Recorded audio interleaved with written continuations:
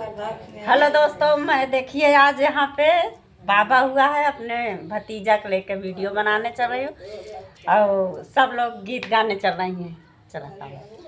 पलना में लगी नई डोरी बलम तनी ललना झुलाई दा हो। पलना में लगी नई डोरी बलम तनी ललना झुलाई दा हो।